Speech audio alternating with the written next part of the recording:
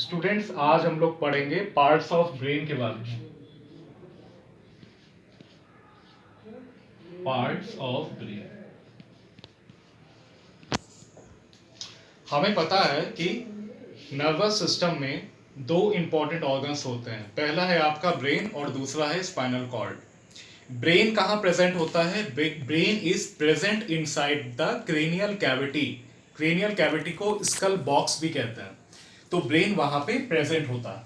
अब parts of brain हमारे course में है, ये हमें अच्छे से प्रॉपरली इसकी स्टडी करनी है पार्ट्स ऑफ ब्रेन की। तो फर्स्ट ऑफ ऑल, ब्रेन जो है इसके तीन इंपॉर्टेंट पार्ट्स होते हैं। पहला होता है बेटा, पहला होता है आपका फोर ब्रेन। फोर ब्रेन का एक नाम और है, इसे हम लोग प्रोसेंसर भी कहते हैं। दूसरा पार्ट है आपका मिड ब्रेन। मिड ब्रेन को क्या कहते हैं? मेसेंसर हेलन। और थर्ड पार्ट आता है हाइंड ब्रेन। हाइंड ब्रेन का एक नाम से और जानते हैं, लोबेंसर हेलन।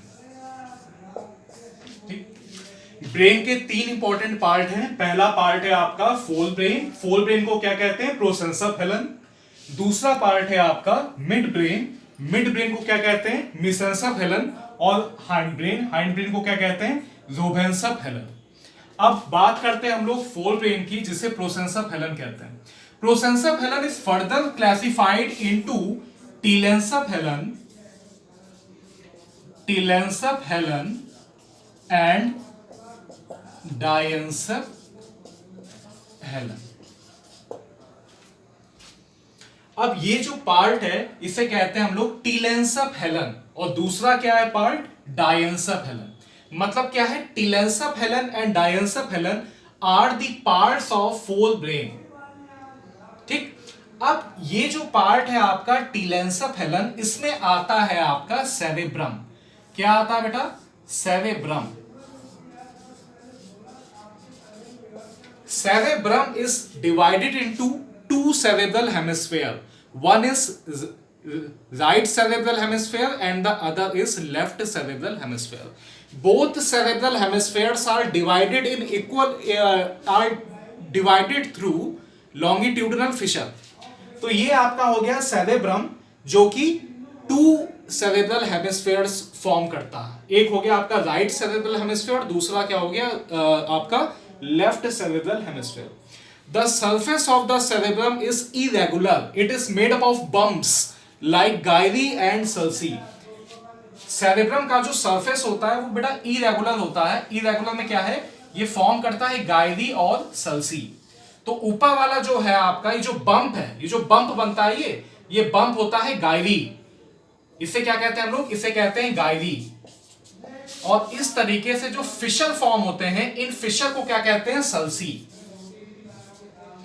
गायरी वाला जो आपका हिस्सा है, जो गायरी पोर्शन है, ये व्हाइट कलर का होता है। It is white in colour because it contain myelinated neuron, whereas sulci area, this sulci is grey in colour because it contain unmyelinated neuron. Upper layer of cerebrum is white in color because it contain gyri regions. Gayri present होता है, तो इसीलिए cerebrum का ऊपर वाला जो layer है उसे हम लोग क्या कहते हैं? Cerebral cortex. वो व्हाइट कलर का होता है। ऊपर की लेयर होती है सेरेब्रल कॉर्टेक्स, और सेरेब्रम के नीचे की लेयर होती है सेरेब्रल मेडुला। अब सेरेब्रल मेडुला में क्या आता है आपका? सल्सी वाला एरिया आता है। सल्सी जो होता है वो ग्रे इन कलर होता है, तो इसीलिए सेरेब्रल मेडुला जो है वो ग्रे कलर का होता है। अब बात करते हैं हम लोग डायंसर हेलन की।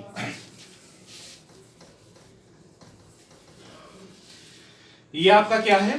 डायंसर हेलन। इसमें कौन कौन से पार्ट आते हैं? इसमें आपका आता है, पहला आप लोग याद रखिएगा, थैलेमस। थैलेमस थैलेमस के ऊपर वाला जो रीजन होता है उसे कहते हैं एपीथैलेमस, और थैलेमस के नीचे वाला जो एरिया है उसे कहते हैं हाइपोथैलेमस।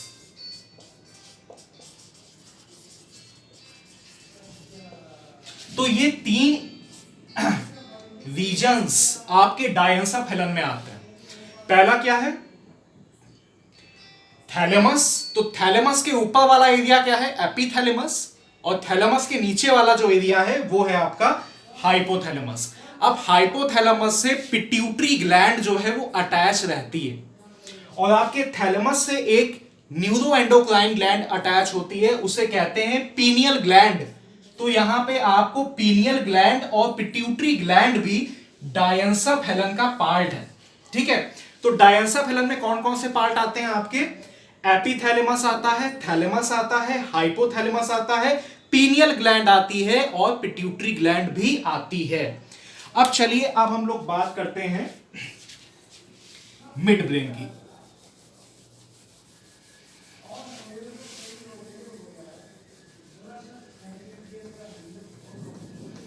ये आपका आता है मिड ब्रेन। मिड ब्रेन को हम लोग मेसेंसोफेलन भी कहते हैं। अब मिड ब्रेन में कौन कौन से एरिया हैं, कौन कौन से रीजन हैं, इनके नाम हमें याद करने हैं। सबके नाम हम नहीं याद करेंगे, कुछ के ही नाम हम पढ़ेंगे कि हमें एग्जाम में याद करने में कोई प्रॉब्लम ना हो। तो इसमें कई एरिया हैं, जैसे कि कॉर्पोरा क्वाड्रिगेमिना, सबस्टेंशिया निग्रा, जेंटिन्यूक्लिड न्यूक्लियस, जेड न्यूक्लियस, और सेरेब्रल एक्वेडक्ट। ठीक है, तो कुछ नाम मैं यहां पे लिख दे रहा हूं, उनको आप जो है प्रॉपरली याद कर लेना। तो पहला है आपका टैगमेंटम, दूसरा कॉर्पोरा,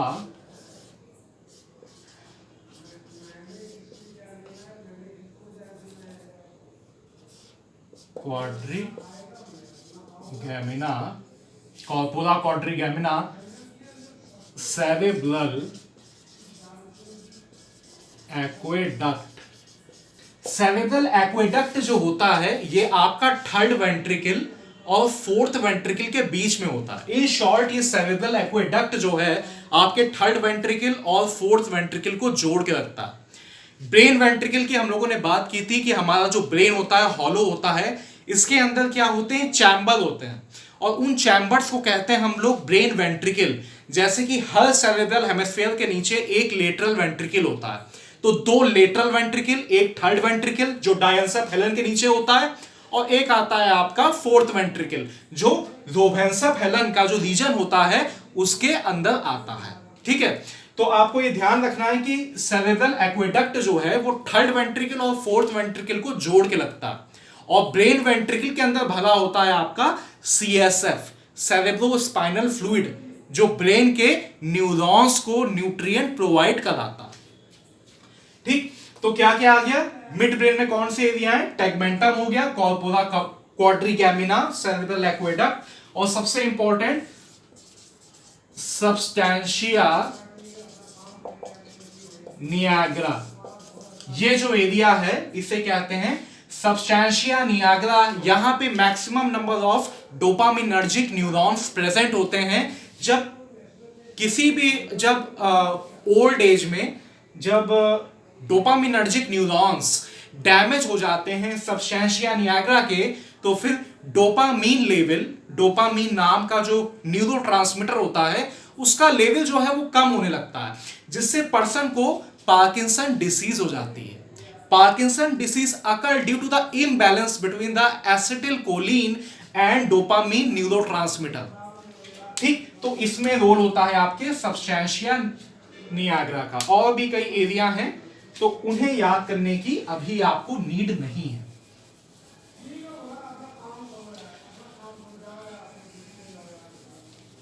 अब हम लोग थर्ड पार्ट पे आते हैं ब्रेन के। तो थर्ड पार्ट क्या है हमारा? Hind brain. हाइंड ब्रेन क्या है? सबसे पीछे वाला आपका ब्रेन है, और हाइंड ब्रेन को क्या कहते हैं? रोवेंसोफेलन भी कहते हैं। अब हाइंड ब्रेन जिसे हम लोग रोवेंसोफेलन भी कहते हैं, ये क्या है? इसमें 2 पार्ट होते हैं। It is further classified, hind brain is further classified into metencephalon and myelencephalon. तो हम यहां पे इसे ड्रॉ कर लेते हैं. तो पहला क्या आता है आपका metencephalon, metencephalon, और दूसरा क्या आता है आपका myelencephalon. ठीक है.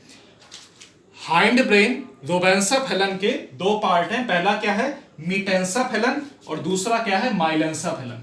metencephalon में आता है आपका pons veloci और दूसरा आता है आपका ये cerebellum.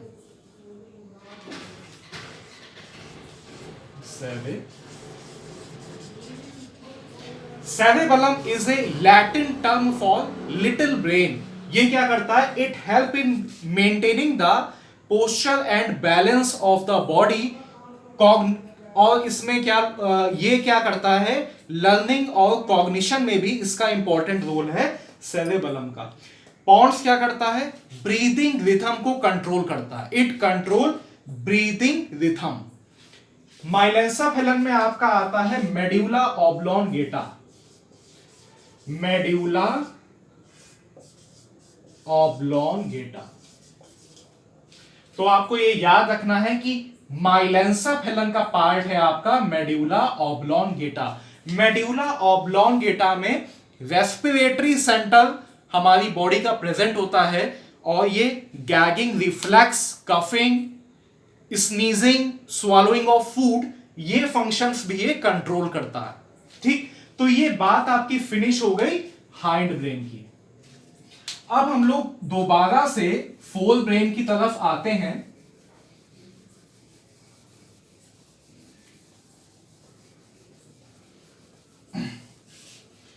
कुछ पार्ट हमारा छूट गया है.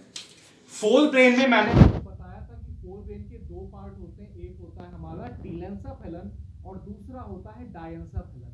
टीलेंसेफेलन में सेरेब्रम होता है और सेरेब्रम जो है, जैसे कि अगर बात करते हैं हम लोग टीलेंसेफेलन की, तो टीलेंसेफेलन में क्या आता है आपका सेरेब्रम.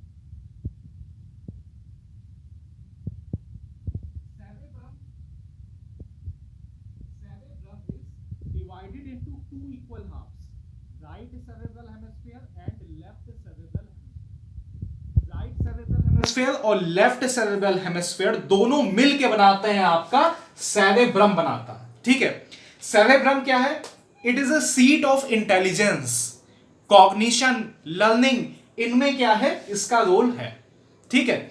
अब क्या है, सबसे इंपॉर्टेंट बात यह है कि हर सेरेब्रल हेमिस्फीयर में 4 लोब होते हैं. Each cerebral hemisphere contain 4 lobes. For example, अगर एक है आपका ये आपका क्या है राइट सेरेब्रल हेमिस्फीयर और ये क्या है लेफ्ट सेरेब्रल हेमिस्फीयर. ठीक है. एग्जाम्पल ये हमने लिया है. तो ये फ्रंट वाला जो हिस्सा है ये हो गया आपका frontal lobe. Frontal lobe, parietal lobe, temporal lobe आगे की तरफ होता है और सबसे पीछे वाला होता है ऑसिपिटल लोब. ठीक है. तो ये है आपका लॉन्गिट्यूडिनल फिशर. ये क्या है राइट सेरेब्रल हेमिस्फीयर और ये है आपका लेफ्ट सेरेब्रल हेमिस्फीयर. हर सेरेब्रल हेमिस्फीयर में 4 लोब होते हैं. मतलब टोटल लोब कितने होते हैं? 8 लोब होते हैं. हर सेरेब्रल हेमिस्फीयर में पहला जो लोब होता है वो होता है आपका फ्रंटल लोब, दूसरा होता है पैराइटल लोब और सबसे पीछे वाला होता है ऑसिपिटल लोब और यहां आगे की तरफ होता है आपका टेम्पोरल लोब. फ्रंटल लोब में 2 इंपॉर्टेंट एरिया आते हैं. पहला एरिया आपका क्या होता है? Broca speech area. Broca speech area हमें हेल्प करता है कि जो चीज हम थिंक करते हैं उसे बोलने में. हम कोई भी चीज अगर बोलते हैं किसी से तो हम पहले सोचते हैं, थिंक करते हैं कि हमें क्या बोलना है. तो उसमें हमें हेल्प करता है ब्रोका स्पीच एरिया. उसके बाद आपका क्या आता है? Primary motor area. Primary motor cortex भी इसे कहते हैं. बेटा प्राइमरी मोटर कॉर्टेक्स से आपकी मोटर नर्व निकल के स्पाइनल कॉर्ड में जाती हैं और फिर डिफरेंट बॉडी पार्ट्स में फिर वहां पे पहुंचती हैं. ठीक. तो ये आपका प्राइमरी मोटर एरिया, ये भी आपके फ्रंटल लोब में प्रेजेंट होता है. अब बात करते हैं पैराइटल लोब में. पैराइटल लोब में आपका प्रेजेंट होता है गस्टेटरी एरिया। गस्टेटरी एरिया क्या करता है, ये टेस्ट की सेंसेशन जो है वो यहां पे फील होती है। हमारे टंग में क्या प्रेजेंट होते हैं, टेस्ट बड। तो जो हम लोग खाना खाते हैं उसका टेस्ट कैसा है, कड़वा है, मीठा है, नमकीन है, तो पता चलता है हमारे गस्टेटरी एरिया में, जो हमारे पैराइटल लोब में प्रेजेंट है। और पैराइटल लोब में प्रेजेंट एक और एरिया होता है, उसे कहते हैं primary sensory cortex. Primary sensory cortex में हमारे डिफरेंट बॉडी पार्ट से सेंसरी नर्व्स आती हैं और यहां पे रिसीव होती हैं। ठीक है, कहने का मतलब है कि all sensations arrive in the primary sensory cortex of parietal lobe. अब आपका आता है ऑसिपिटल लोब। ऑसिपिटल लोब में प्रेजेंट होता है, ये पीछे की तरफ होता है ऑसिपिटल लोब, यहां प्रेजेंट होता है primary visual cortex. Primary visual cortex क्या करता है, जो हम लोग देखते हैं उसकी इन्वर्टेड इमेज हमारे रेटिना पे बनती है। फिर ऑप्टिक नर्व जो है वो इंफॉर्मेशन को कहां ले जाती है, प्राइमरी विजुअल कॉर्टेक्स में ले जाती है। और प्राइमरी विजुअल कॉर्टेक्स जो है वो डिसाइड करता है कि हम क्या आगे देख रहे हैं। ठीक, अब आपका आता है टेम्पोरल लोब। अब देखिए टेम्पोरल लोब जो है ये आपके नाक और कान के तरफ आता है। तो नाक क्या काम करती है, स्मेल करती है, सूंघती है। और कान क्या काम करता है, सुनता है। तो नाक क्या करती है, सूंघती है। तो यहां पे आपकी नोज में खास तरीके की मेम्ब्रेन प्रेजेंट होती है, इसे नाइडेरियन मेम्ब्रेन कहते हैं। यहां क्या करता है, यहां पे आप what you do, you smell. और स्मेल की जो सेंसेशन है वो आपकी ऑल्फैक्टरी नर्व जो है वो टेम्पोरल लोब में लाती है। तो मतलब आप क्या सूंघ रहे हैं, बदबू है, खुशबू है, वो कहां पे तय होता है, आपके ऑल्फैक्टरी एरिया में, जो कि टेम्पोरल लोब में प्रेजेंट है। अब टेम्पोरल लोब आपके कान के भी करीब है, तो टेम्पोरल लोब में प्राइमरी ऑडिटरी कॉर्टेक्स भी प्रेजेंट है। आपके साउंड वेव्स आए कान के अंदर, टिम्फैनिक मेम्ब्रेन वाइब्रेट हुआ, इंकस मैलियस चेपिस भी वाइब्रेट हुए, कॉक्लियर फ्लूइड वाइब्रेट हुआ, फिर कॉक्लियर नर्व जो है वो वाइब्रेशन को एक्शन पोटेंशियल के फॉर्म में कहां लाती है, आपके प्राइमरी ऑडिटरी कॉर्टेक्स में लाती है, जो आपके टेम्पोरल लोब में प्रेजेंट है। ठीक है, तो टेम्पोरल लोब में क्या क्या प्रेजेंट है, ऑल्फैक्टरी एरिया और प्राइमरी ऑडिटरी कॉर्टेक्स। और एक बात को और ध्यान रखिएगा, बेसल गैंग्लिया की सबसे इंपॉर्टेंट न्यूक्लियाई क्या होती है बेटा, hippocampus. Hippocampus is associated with the long term memory, कि आपके फादर का नेम, मदर का नेम, स्कूल का नाम, तो ये सब जो इंफॉर्मेशन है वो कहां पे स्टोर रहती है, वो हिप्पोकैम्पस में स्टोर रहती है। ठीक, तो आई होप कि ये कुछ फंक्शंस आपको ब्रेन के पार्ट्स के समझ में आए होंगे। आप लोग इसे पढ़िएगा आज। Thank you.